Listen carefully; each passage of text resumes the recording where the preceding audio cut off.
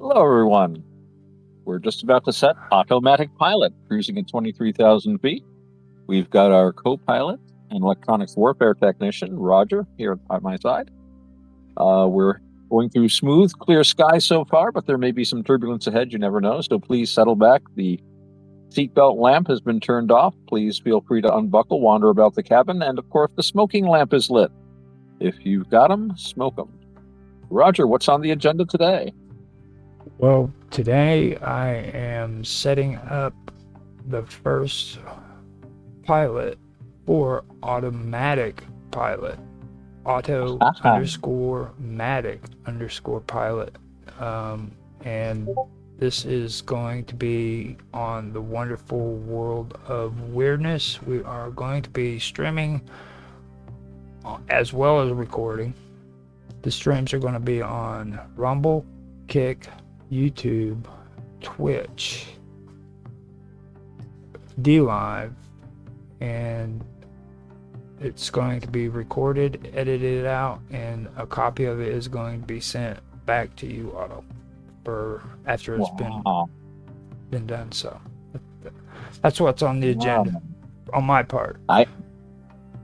That's what we see on the forward radar. My goodness. Well, I haven't even heard of half those platforms, but that is power. That is power. We have a potential reach here of millions of people. And that's something that has only become possible in, I don't know, the last 10 or 15 years or so. It's really an amazing power. Unfortunately, most of these listeners are probably potential, but we might change that. You never know. So if you are listening to us tonight, or for that matter this morning, depending on where you are, and you're enjoying what we're doing, please like, share, subscribe on no matter what platform it might be, and please send us feedback. We always love to hear from people, and we're always willing to take questions. You really like questions yourself, Raj. I know that for a fact. Yeah, I think it's very important.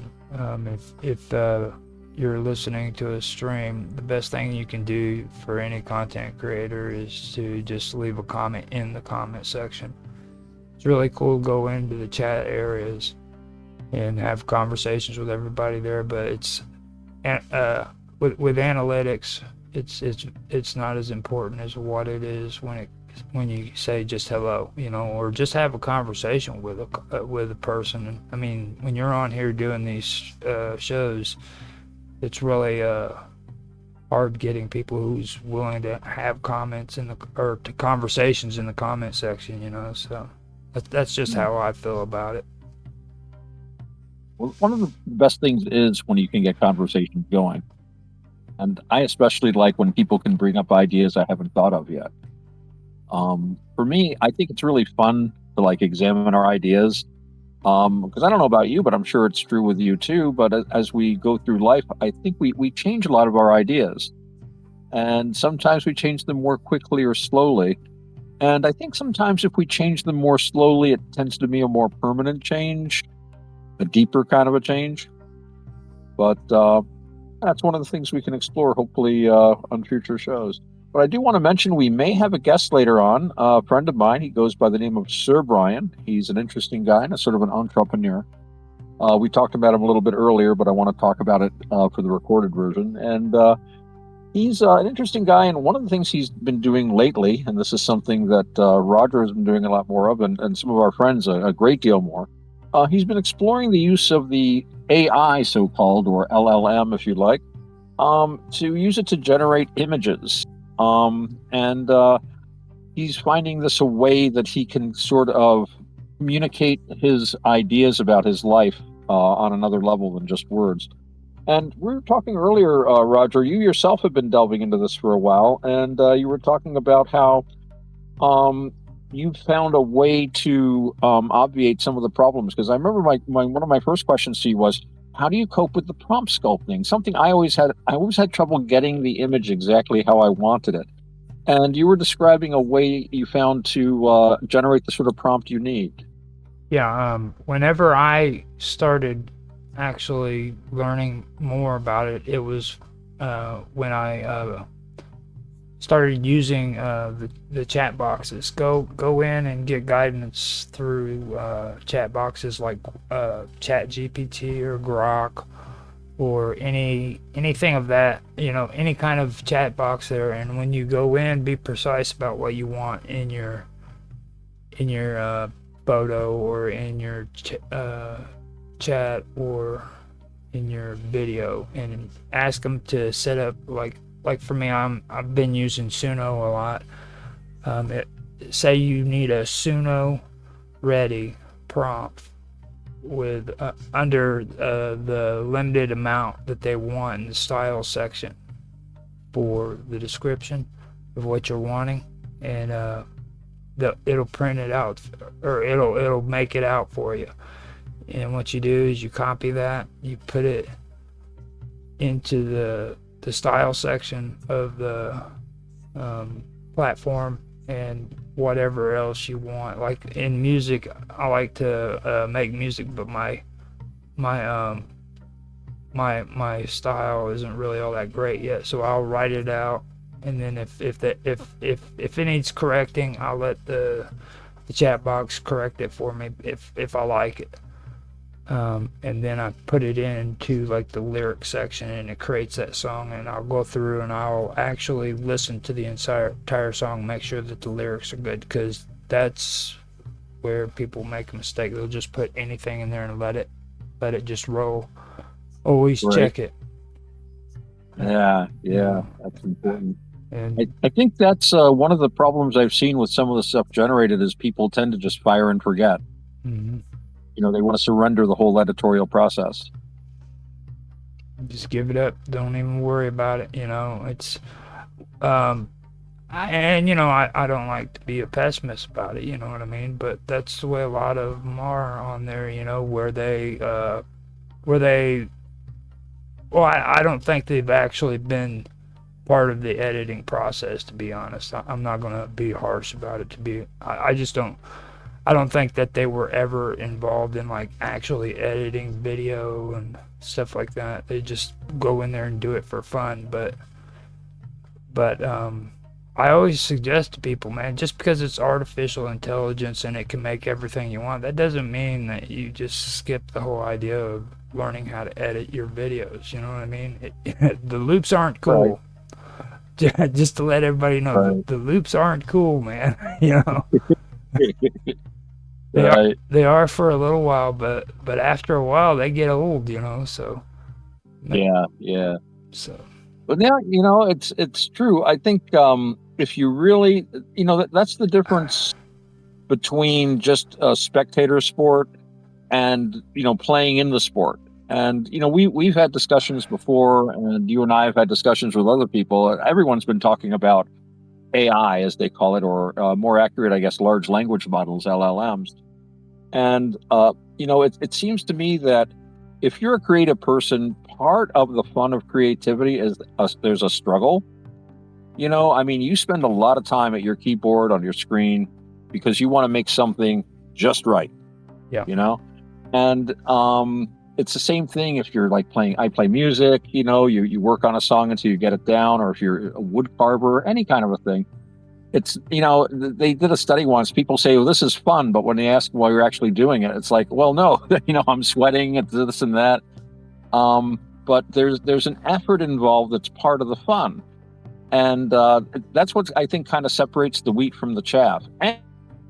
Any tool, because there's a lot of talk about AI is going to destroy human creativity. I don't think so. I think the creative people will find creative ways to use it. And the young creative people will use it the way people have always used television or any spectator kind of a thing. It's just a toy for them. And it's not I'm not criticizing that. Most people don't really want to create, or if they do, it's in something that's really specific, But I think most of us find an outlet, something that we like to do, a hobby of some sort. We might not even be necessarily conscious of it. But just like a habit or something that we do every day that we really put a lot of attention and time into. But for a creator, it can be something like, writing, like our friend Mike. And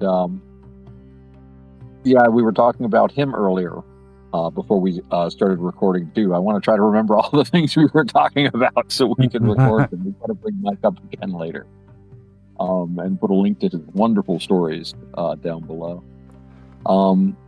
So when you're working on this editing, and I know the hours you put in, and the result is just so amazing. I'm just so amazingly impressed with what you've been cranking out.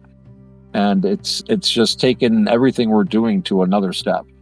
You've got a really good eye and a really good feeling for this.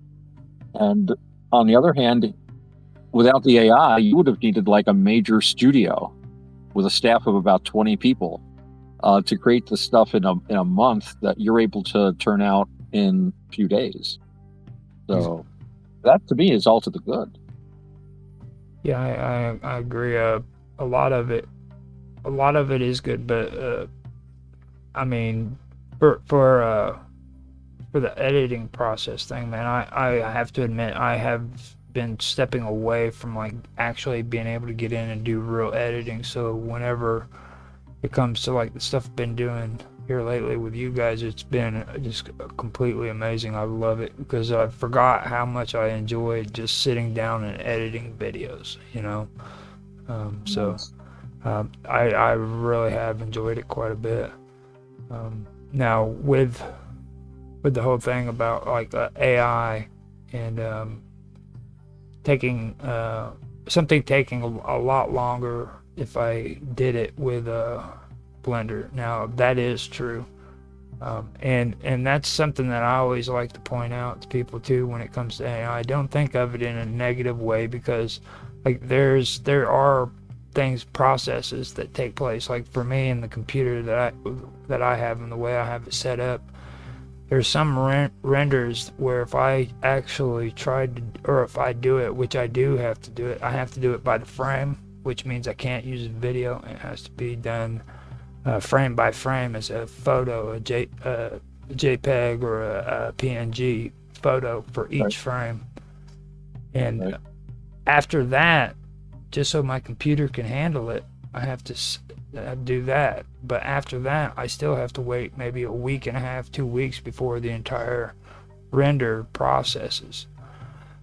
Now I have to do that just to do the content on my own, whereas I can get on AI, do the same thing, maybe not as good in quality, but it's still it still passes. You know what I mean? You can have it in a matter of minutes compared to a week and a half of waiting, just sitting around waiting for it to render out. Right. So Right. I do have to say that. I mean, it's a tool. Use it as a Yeah. tool, and I think everything will work out if people just use it as a tool rather than the end all to everything. Yeah. Yeah. Yeah. Well, I think our science fiction has driven a lot of our ideas about this. Mm-hmm.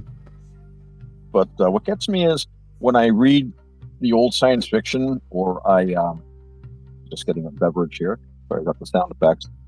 Yeah. I don't even When I hear it. read, I don't oh, even. good. I'm opening up a bottle of Core Power protein drink, one of my favorites. Um, when I read the old science fiction or watch the old TV shows, they would have artificial intelligence and computers and stuff sometimes, but the way people behaved around them was really different than the way people behave around technology now that we actually have it. And I think that might have something to do with some of the generational disconnect you see with the technology. We were just talking about like people being plugged into their phones all the time. And they're constantly staring at the screens of their smartphones, and if you don't, you can just walk around and nobody sees you. It's like the actual world is invisible to them. But I remember watching like Star Trek. They would have like a computer that was like arguably, they would actually have AIs on the show once in a while, but they would just ask it to solve a problem. Here's the information, what do you think? And it would say ping this, and that was it. And they would take the information. But now I think people are tending to try to use the AI to make decisions.